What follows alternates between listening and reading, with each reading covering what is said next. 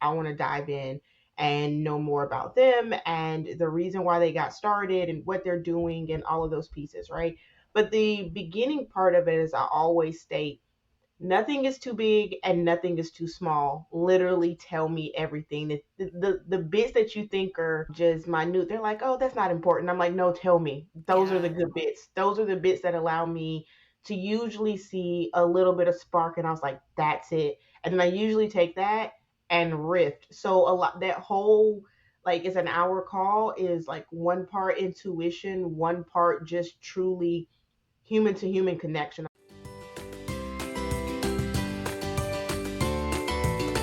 Hello, and welcome back to the Joyous Path to Millions podcast with me, your host, Emily June Wilcox. This episode is for you if you are interested in elevating your brand, which is really the way that people see you, how they see you, how they feel about you and the work that you do. We're going to dive into that and what that means, I think, especially as online business owners. So you're going to love this episode. In case you're new to the show, I am a serial entrepreneur, a 7-figure business owner, a #1 bestselling author, and the creator of the Money Wound Healing Movement. I'm a mama of 2. I live in sunny Southern California, and I'm on a mission to put more money in the hands of soulpreneurs through healing money wounds, building abundant businesses, balancing masculine and feminine energy. And I really believe that when we do all of this, we up-level the planet and we help usher in new paradigm wealth, which right now, all of the astrology is lining up to help make that happen too, which is really exciting. And I am excited to be joined today by Terrica Strozier. And gosh, before we just dive into all of the fun things we have planned to talk about, Terrica, do you want to just share who you are and what you do? Yeah, definitely. I am a brand strategist and designer for expertise-based business owners. To say that simply, you are literally putting your skill, your talents out into the world, and that's how people pay you. And my specialty is in positioning. I want to showcase what I call your special sauce in a way that gets your ideal client into your business. I love that. And I think it's so important, your skill set, because what I find, and I'm sure you see this all the time, is it's so hard for us to articulate what it is that we do and to recognize our own special sauce and really how unique it is. And then to put words around it. It's even some of my clients are amazing at doing that for other people. Mm-hmm. But for themselves, it's, oh, I don't know. It's like the cobbler with no shoes, right? We all need someone else to be like, wait, hang on. This is what you do? Holy crap, that is important. That's so different than what's out there, that we need to highlight this. We need to talk about this. And so it's really special, I think, that you get to do that for other people. Yeah, definitely. I think that's the part that lights me up the most is that ability to sit with a business owner, actually become a mirror for them, reflect back like all of their genius in a way that maybe they have never thought about it before. Someone has never said it before in a way they're like, that actually feels good. I'm comfortable showing up that way because when people are lit up and really start to see themselves in a different space, they show up in a different energy, and the results that they get subsequently are usually light years from what they had in place before. Yeah, it is. It's so true. It's like I think when branding is done, it's almost like you rise to the level of your brand and in an authentic way, not like the bro that rents the Lamborghini for that creates like a dissonance because there's a lack of authenticity and you're, oh geez, now I have to fake this persona. But I think when it's done in an authentic way, it's, oh, okay, this is how I get to show up. And now I'm being invited to take up more space and really be this person that my brand is showcasing. Would you agree with that? Yeah, definitely. Authenticity is one of my like major factors that how I show up myself, but is attended in how I brand my clients as well. When you show up authentically, that's why I always, a lot of times in talking, I said, hey, find the things that are truly you. Even if they feel weird, even they feel like anybody else understands, it makes it easier for you to easily show up that way because you're like, wait, this is me. A lot of people told me that this was odd or too much or too little or whatever the descriptor is. But when you lock into that, others are resonating with it because they can see the authenticity. They can tell, like you said, it's not like this bro renting. You're not faking your whole life or your mission or your vision. They're like, no, this is like a real person and we need more real right now. It's way too much fluff going on. No, it's so true. And I'm so lucky that one of my very best friends does branding and web design. And so I know. And so she did my site and she sprinkled in her magic and things that she knows about me. And one of the cute things that she put on there was like, I can't remember how she worded it, but essentially like a fun fact is I'm taller in real life than you probably think I am. Yeah. And I recently was like on a Zoom with somebody and they were like, so like, how tall are you? Because I saw that on your site and I thought that was so cute. And it's just a reminder that it's like a silly, fun thing, but that's actually how we connect as humans.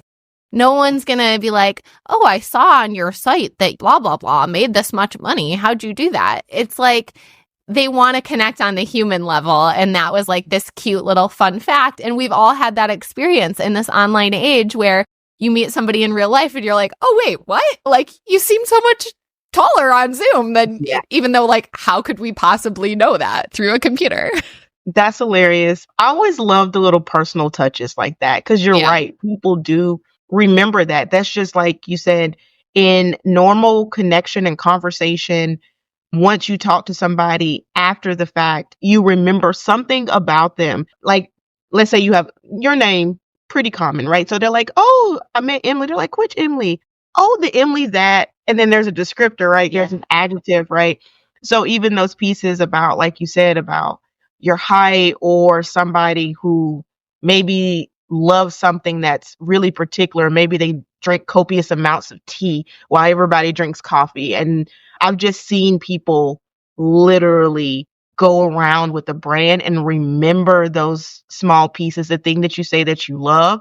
People are like, oh, what do you think? Like for me and my brand, I talk a lot about my love and it's in there of cocktails. And for me, whiskey, I've literally had people tag me and say, what's your favorite one? Or I went to this place. What do you suggest? And I'm like, that's the one thing you remember? Sure. Great. I have suggestions. So for sure. Yeah, I know. It's fascinating. Human behavior is so fascinating that way. And actually, as we're having this conversation, it's challenging me to think, what could I share about more transparently that really has nothing to do with my business, but that's just me as a human? And I share a lot about my kids. And so people know that, like they really feel connected to my role as a mother and like what that looks like in my life. But there's probably lots of other random things that I could lean in on more. We're constantly doing like music nights at our house and probably 90s country music is like our favorite thing to play. And I feel like that would be weird for most people, like the way that they think about me versus what it's like if you're just hanging out at my house.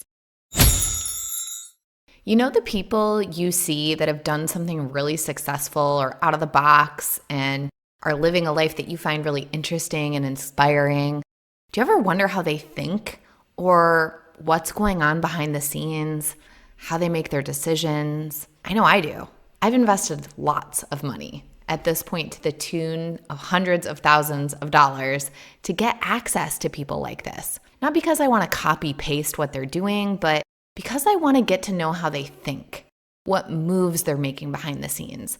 And of course, because we're energetic beings, first and foremost, their energy alters my energy for the positive. This is exactly what I do for you inside Soul Mission, my private podcast full of transmissions that cause you to feel inspired, expanded, and ready to take massive action that aligns with your dreams and goals. The only difference is that you don't have to invest hundreds of thousands to get it. In fact, you can binge for free for 3 days. Check the show notes to sign up or DM me the word mission on Instagram to get the link and start letting my energy rub off on you. Okay, let's say that you're meeting with a client.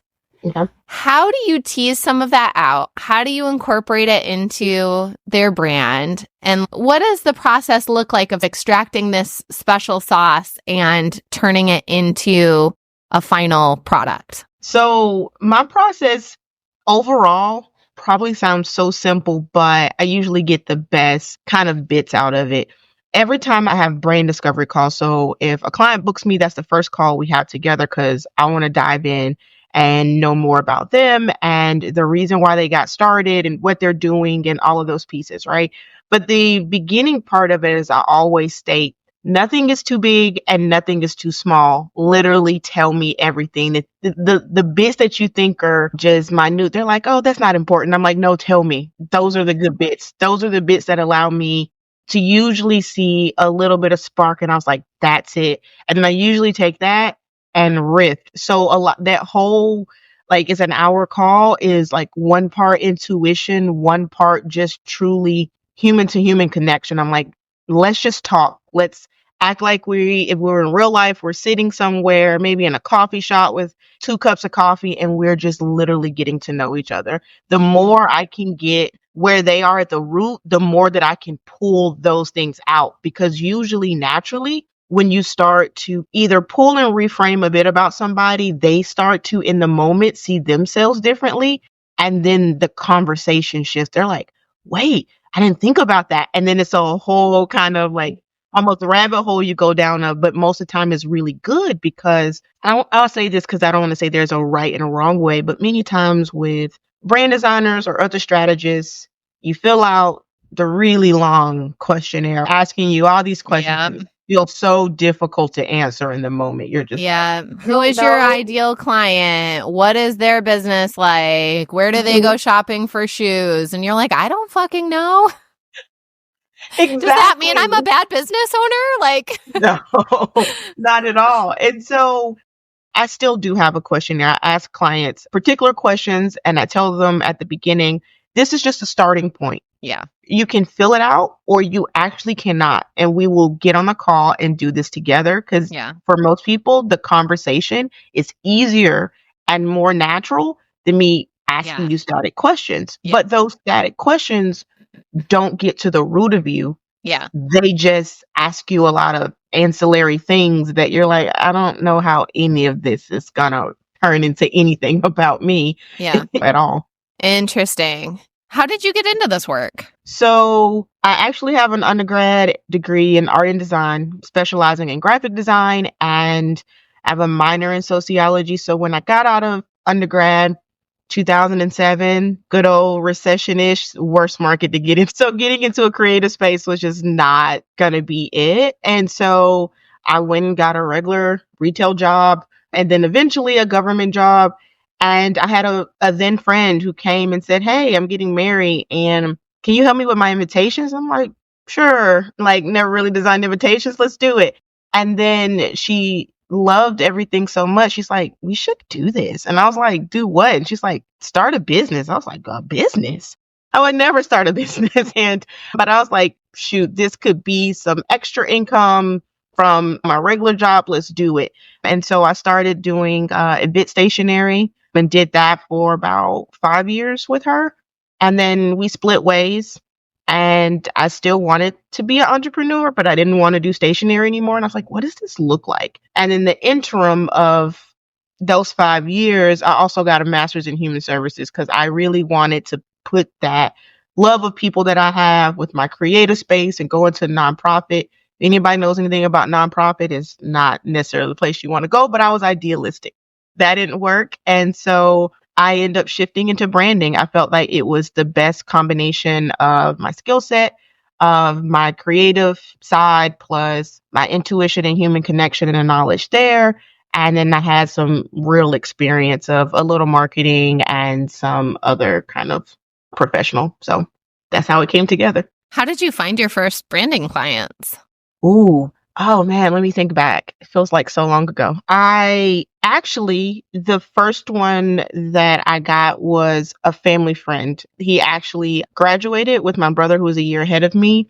And he had on social seen some of my work or talk about starting this thing. And he's, hey, I have this kind of side gig that I'm trying to really start. Hey, I just need a logo. And I was like, sure, let's do it. I think way back when it was like a $75 or $100 logo. Yeah. It was the first step forward. Totally. And I feel like that's still often the way for people. Now it's like you can go on Fiverr or whatever and get a logo. And the clients that I've worked with that are in this space, we just really talk a lot about there's no need to compete there. Like if somebody's just getting started and they just think they need a logo, that's fine. And maybe that is all they need to get started.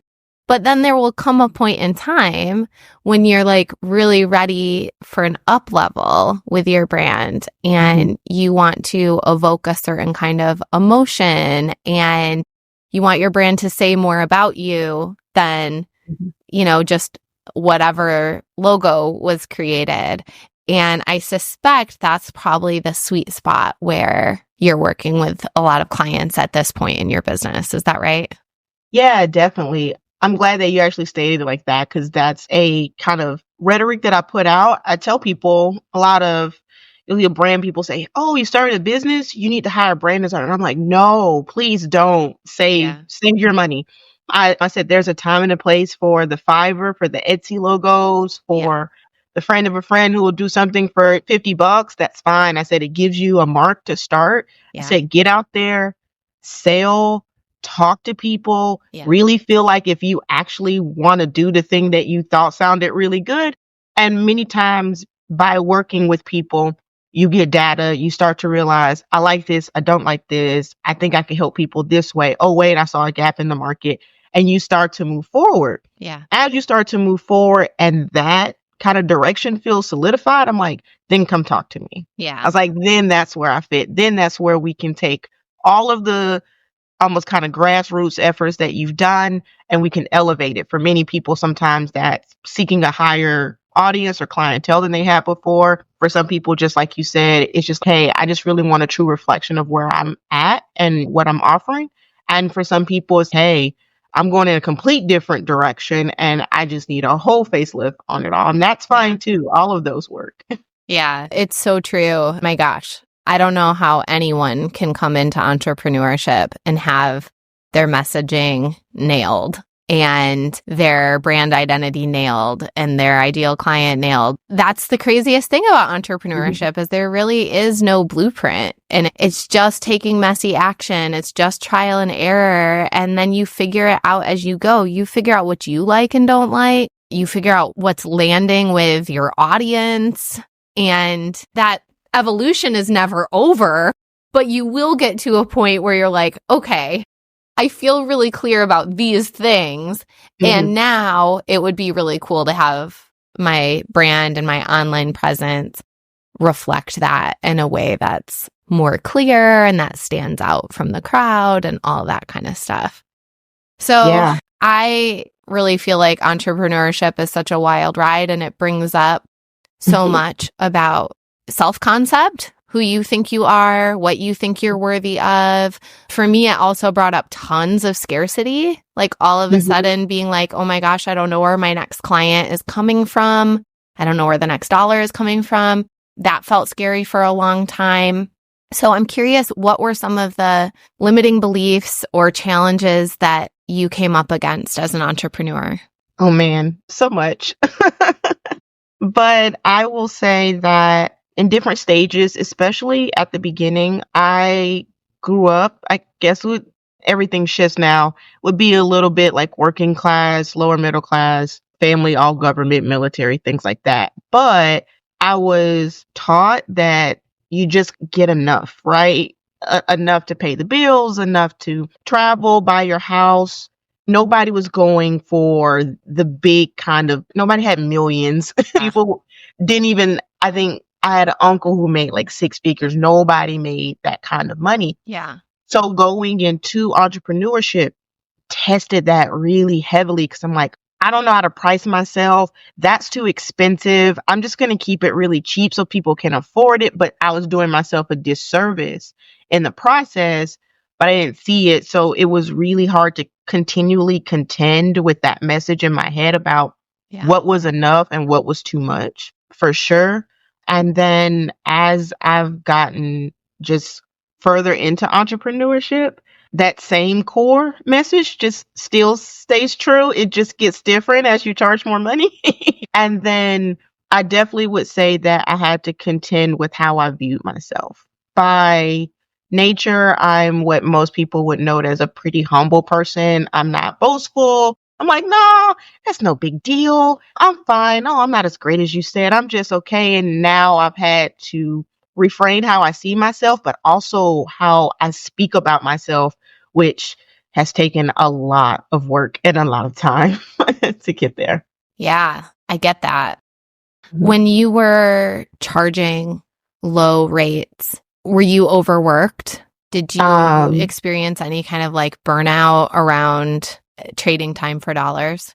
Yes, but in a different way. I think sometimes when people charge less, people think the burnout is that you just have so many projects and you get burnt out that way. But I think that my burnout was more creatively, in that I felt, wow, I'm doing a lot of work for so very little.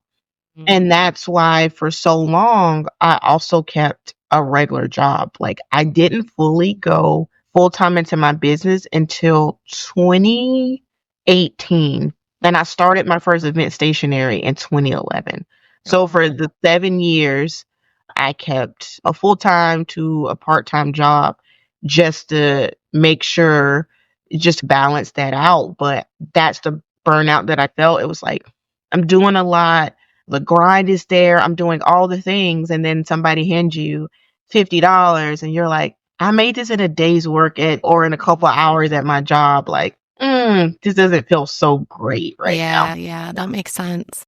Yeah. And I wonder too, if there was a part of you that almost held yourself back creatively too, because you're like, oh, I could do so much more with this project, but I'm not getting compensated well enough to actually do all the cool things I could do with it. And so then you're almost stuck designing at a more basic level, perhaps, than what really would have felt like creatively fulfilling. That's a good question. I think at some point I think I always started the project really super gung-ho with all the ideas. And then the more that you get into the meat of the project and you're giving it back to the client and maybe they have feedback and they're like, oh, I don't really like it, or can we change this and do this? And I'm like, then the internal message is, do you know how much I charged you? And you want me to redo this thing? But I can't get mad at them because, number one, I set the price. Yeah. For many other people, they have no context of what things cost. Yeah. If they haven't either spent a lot or they're new in business too.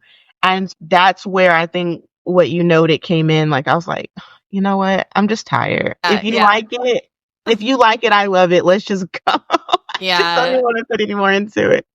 Oh my gosh. You're bringing up a good point that I didn't even think about until right now, which is, did you have to like wrestle with your inner child feeling rejected when you made a design that you really liked and then people didn't like it?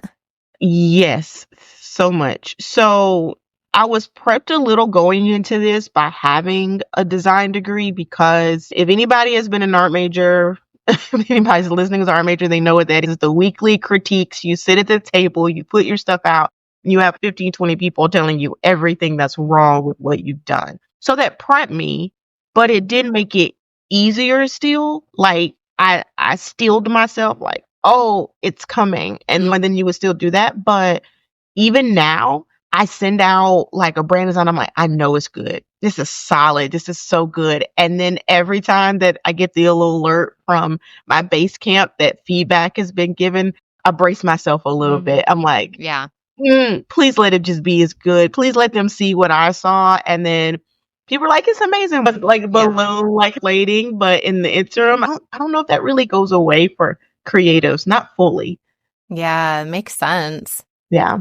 Not only just from the aspect of, I don't want to have to do a bunch of revisions, but also it's just, it is subjective. And you hope that you picked up on the right things and that the client was like able to articulate what they like and don't like. Because I think for many of us, it's when you see it, but until you see it, you can't fully describe like what you like and don't Mhm. like about something. So that is spoken from someone who I've learned to recognize my creativity in different ways, but I've Mhm. never traditionally considered myself a creative person. Certainly like branding and design and that kind of thing would not be like really in my wheelhouse. So you talked about like the money mindset stuff and this idea of just enough, like kind of the Goldilocks syndrome of too little sucks, but too much is not something we go for either. And so we're just like shooting for this middle ground. But often that middle ground in entrepreneurship, where there isn't just this steady paycheck every 2 weeks, leads to never feeling safe with money. Yeah. Did you do that? Yeah, definitely. I think it took me quite a while to get to a place where I felt like, okay, I'm okay. It's not like fully feast or famine Yeah. type of situation, because shooting for just enough made me price myself many times lower than what I needed to. It always felt I was behind the wheel. Like I had to catch up and I need more clients and I need more things and I need this. And if I just could get this, it would be enough. And it never felt like it was like the saying when they say you have a finish line and the finish line keeps moving. Yeah. That's what it felt. Okay. Initially years ago it was like, if I could just make $3,000 a month, I'll be fine. And then Yeah. $3,000 wasn't enough. Then it was like, I need $5,000 a month. And it was like, well, that's not enough either. Yeah. Now I need $10,000 a month. And sure, it was like cost of living and inflation and all of that. But many times I realized that I didn't want to do so much Yeah. to just get enough. Because we're taking it back, even back to when I started, wasn't charging $50 for a logo. But if I was doing a brand design, $500, now I got to do 6 of those a month to even meet my minimum goal. And it was so much. Just never felt like I could quite get there. Yeah, For a totally. while. Yeah. I know this is something I've been talking about. I have a private podcast that people can subscribe to. And I'm like, cast your vision forward 10 years. Like, what part of your business do you want to still be doing? And what part are you like, oh my God, if I'm still doing that in 10 years, mama's not going to be happy. Yeah. And try to start making those tweaks now. Because I do think that we're not even always aware that we do things that we don't really love, but we think it's just going to be temporary. But then when you build your business model around that way of doing things, there isn't really an easy... Fully, yes. I had that when I did stationery. And then I segue into branding. I still felt like I had to do stationery because nobody would understand or value me for this new thing that I just started trying to do. And then even along the way for branding, there were certain things I did and I was just like, I just don't love this at all. Like, it's okay. But like, even if you said, if I had thought, even if it wasn't 10, if I had thought like a few 3 to 5 years ahead, I'm like, let's start to let this stuff go. Right. Like little by little. Because now when you start to do things for so long, the brand starts to build itself around it. People recognize that for you. And so when you say you're no longer doing X thing, they're like, then who are you and what do you do? And you're not front of mind anymore. And then you just get pushed back, which we know eventually affects how people sign up and the clients you get and everything else like that. So it's really smart to start to think forward like that, to be a bit preemptive so that you just don't end up there one day wondering, how did I get here? Yeah, totally. Does spirituality play a role in your business at all? I think it plays a role for myself. I don't think I've like necessarily leaned into it for like clients, but I definitely identify as spiritual. For me, there's a multitude of things that I look to for insight, for messaging, everything from a bit of like human design to some astrology to still having my own religious belief. It's like a blend. I think that's what keeps me rooted and focused forward. Okay. All right, Terrica, things are difficult, or maybe you're really unsure right now, but there are messages a little bit all around you. It's just distilling yourself to listen and find them and just keep pushing forward. So I think that's how it plays a fixture for me. Yeah, it totally makes sense and resonates. Yeah. I was just sick for like at least 14 days. Might have even been a little bit longer. It was like, I know. I just started joking. I was like, okay, I'm on day 85,000 of the plague. And I was laughing with my husband and I was like, I don't know if it's just like the part of me that's delulu or what, but I always think that there's multiple things happening. Like it's never just the physical experience. And so I really believe sometimes when our body's taken offline a little bit, we have to rest, and there's like spiritual upgrades happening. There's other things going on. And so could I have gone to the doctor like 3 days in and been like, man, I have a bad cough. Like they probably would have given me something and I would have felt better. And I was like, I don't know if I'm just a glutton for punishment, if this is actually like bizarre. And like, but I feel like I'm shortcutting what universe like actually has planned for me. And so this illness will just take as long as it takes. And every day I'm like rooted into gratitude and appreciation for my health and knowing that this is nothing. This is like a blip on the radar. But I think in a way, like that framework of thinking about things is really helpful in entrepreneurship because there is so much uncertainty and it's like bizarre. Sometimes there's so much crystal clarity and you're like, this is where I'm going and this is what I'm doing. And then the next week you're, what the F am I doing with my life? And it's without some bigger meaning attached to it. I think it's really hard to stay on the path fully. And it's funny that you say about being sick, because my husband makes a joke. He's like, you never get sick. He was like, I don't know what your immune system is made out of, but like you never get sick. So he's like, when you get sick, it's big. It puts me down for like 14 days. All of a sudden I feel like crap for 14 days. But even like recently, and it was on the news, not too far from my house, there was this big kind of chemical fire. So it had like this chlorine that was in the air, and it started to just flare up like my respiratory. I eventually had this really bad dry cough I couldn't get rid of for felt like you were probably about like 2 weeks. I felt like really tired, and I started looking up all the effects of like chlorine gas. I was like, yep, that's all of it. It almost makes you feel like you have a flu, but you don't. And so I was like, okay, in this, I always think about, similar to you, bigger picture. And I'm like, Terrica, this is a message that you need to sit down. You need to sit down and take care of your body. Maybe this is not something that you need to push through because you're so used to pushing through, and especially in entrepreneurship. And if I'm going to push through, and then I'm going to take the time. And I actually like sent messages to my clients and said, you know what? I really feel bad. I'm going to have the push forward the deadline or the due date or whatever it was. And it always makes me feel bad inside because I feel like I'm letting people down. I pride myself on timely returns and all those kind of things.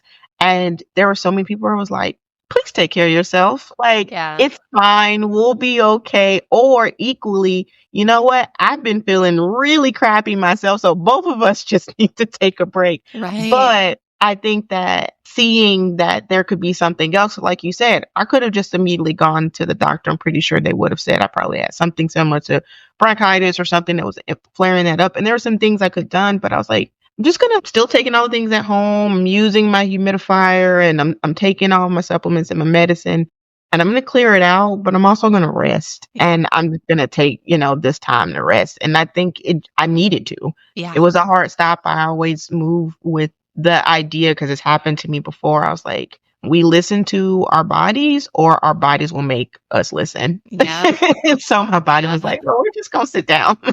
Yeah, totally. I think the same thing. And it's, I don't want to, if I don't listen, then the volume gets turned up. Yes. Yeah. And that's never a pleasant thing. Ever. So I try to listen when it's like a whisper. And I don't always get it right. But I do think that's like the cool thing about entrepreneurship is that when you have this lens of everything's happening for me, everything is like teaching me something, there's always a bigger lesson than just like the obvious 3D experience of the lesson, which is important too. But it's, if I believe that there's like the practical lesson and the spiritual lesson, then it's like we just like really signed up for the PhD program in self-growth and personal development.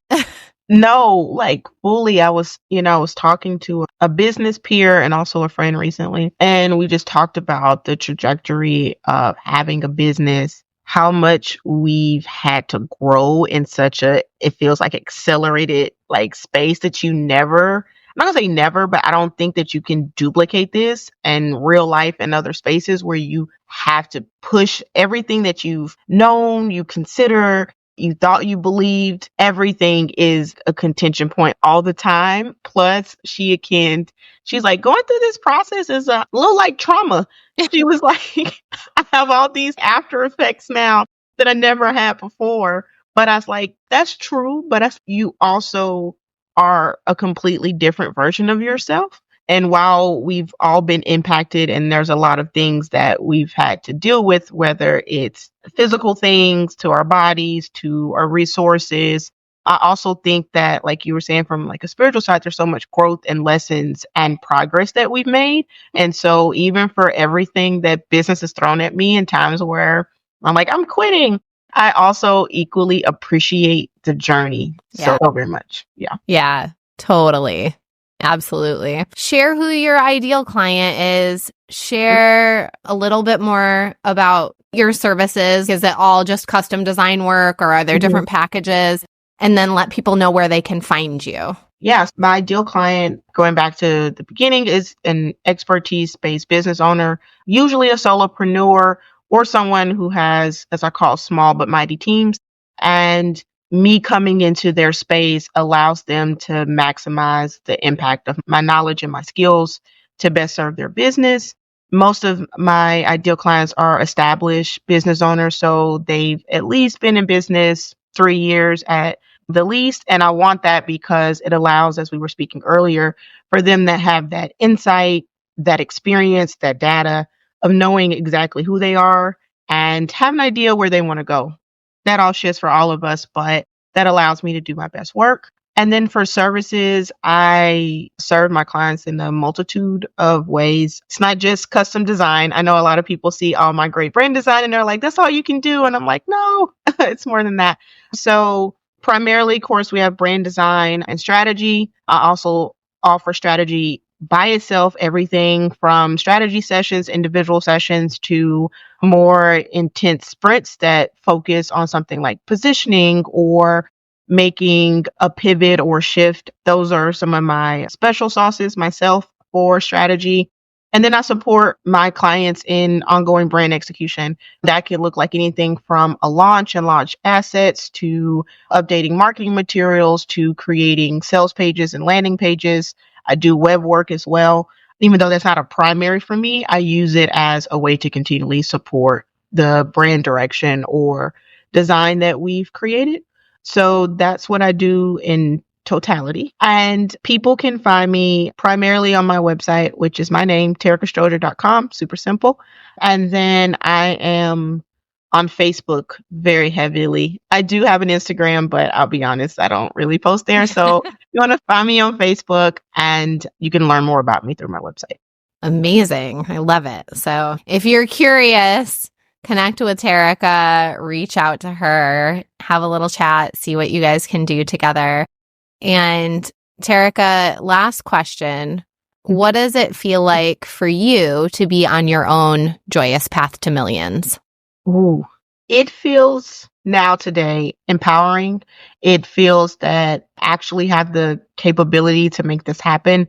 If you would have asked me back in 2011, I didn't think it was possible, but today it feels like the necessary next step for me. And it's just a continual path of growth and evolution to get there.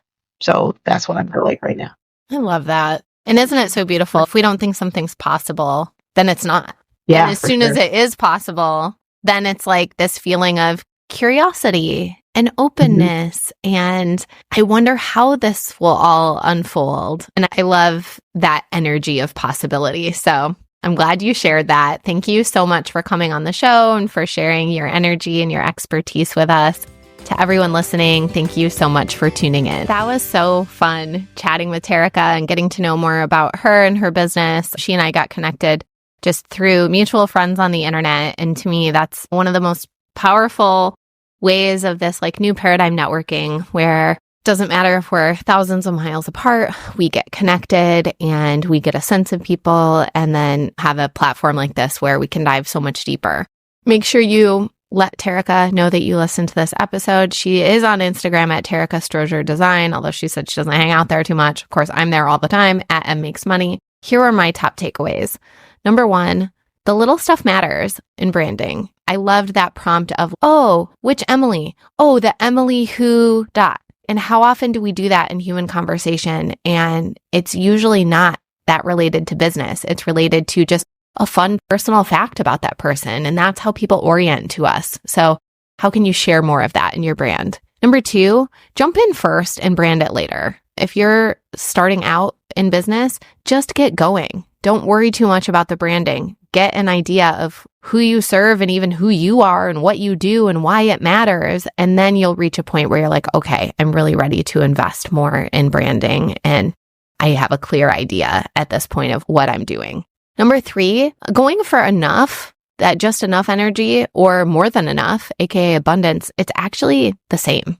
It takes the same amount of effort. And we oftentimes shortchange ourselves by just going for enough and then thinking that we can just build upon that later. I encourage all of you, I challenge you and myself to continue to just shoot for what we really want and don't feel like we have to staircase it and start with the first step being just enough and then going up from there. Number four, look for the spiritual meaning. When we add a self-growth or a spiritual or a more expanded meaning to everything that we're doing, it really helps us to persevere and go the distance. And number five, the energy of possibility. I just love the deliciousness that possibility invites, that openness, that curiosity, that belief that it could happen. And therefore, of course, mind starts solving for how it can happen. So thank you for tuning in. I hope you've been loving all the incredible interviews that have been on the show lately. As a reminder, if you want more of me and my behind the scenes thoughts and feelings and really unfiltered transmissions, I invite you to come check out Soul Mission, which is my private podcast. Of course, if you've also been enjoying the show, you share it, leave a review, let people know. It really makes a tremendous difference. And my goal is that this becomes a top 1% global podcast. And of course, I can't do that without the support of listeners like you. So thank you for being here. Thank you for sharing. And I will see you next week. Thank you so much for listening to today's show. Changing the way that we think, feel, and talk about money is up-leveling the planet. I truly believe that. The ripple effect starts with you tuning in, and it spreads when you share this show on Instagram and Facebook. You can tag me at mmakesmoney. And you know what moves the needle the most? Taking just a minute to leave a 5-star review on iTunes. This show isn't free to produce, so let's multiply those dollars invested and help this show reach a bigger audience each week. So thank you in advance for your help. I really appreciate it. And until next time, I'm sending you all the magic money vibes on your joyous path to millions.